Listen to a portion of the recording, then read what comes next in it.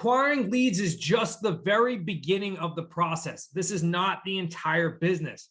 Now, I know we spend a ton of time communicating with each and every one of you on how important it is to be making dials, making phone calls, talking with prospects, and converting to leads.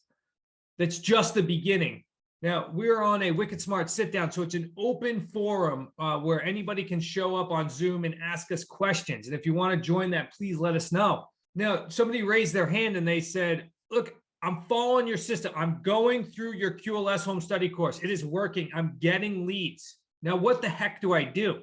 If you're inside the QLS home study course, which is inside our Wicked Smart Academy, you know that there is a 7 steps to a take-in process. Now, if you just follow that step by step by step by step, you're going to get properties under agreement, because it's all about just moving somebody from one step to the next and moving somebody from one step to the next. Don't try to do this one call close, one step to the next. You do that enough times, you're going to have plenty of properties under agreement. It's just going to take some time.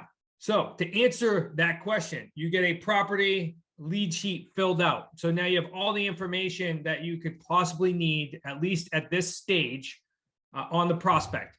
Now, what you're going to simply do is now create a form email that's going to give this potential seller or this prospect enough information that way you can move them to the next call. So step 1, make your first call, acquire the lead. Step 2, follow-up email that gives them additional bite-sized information to put them to set themselves up for a nice follow-up call where they have enough information to become educated and have a very in-depth call. Then you're going to hop on that follow-up call. So that's step 3. What that call is designed to do is it is designed for you to show up and answer any questions that that seller may have and really paint the picture of what your options are going to look like for that seller. Now, I'm not telling you to give them a formal offer on that call. I just want you to outline what the process is going to look like for them. Your number one objective on that call is to now book an appointment. Get your butt out there and see the property, and that way you can build that relationship. There's nothing like belly-to-belly relationships in real estate.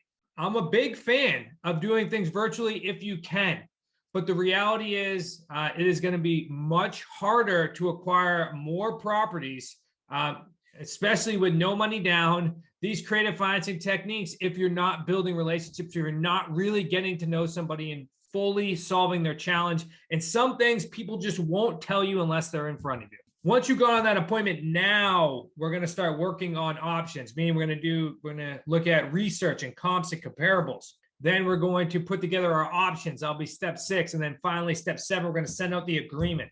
Remember what I said at the beginning. If you just go step by step, by step, by step, by step, and if you just move every prospect one step at a time, you're going to fill your funnel full of prospects. They're going to eventually turn into deals. Now, I mentioned this a couple of times, the QLS Home Study course. If you go to wickedsmartacademy.com, dive into the QLS Home Study course, the 7 steps to a take-in. Go ahead and print that out once you're in and just follow that step by step by step. You're going to acquire leads as long as you're following the scripts, and now you're just going to move them through the funnel. Now it's about going to get deals.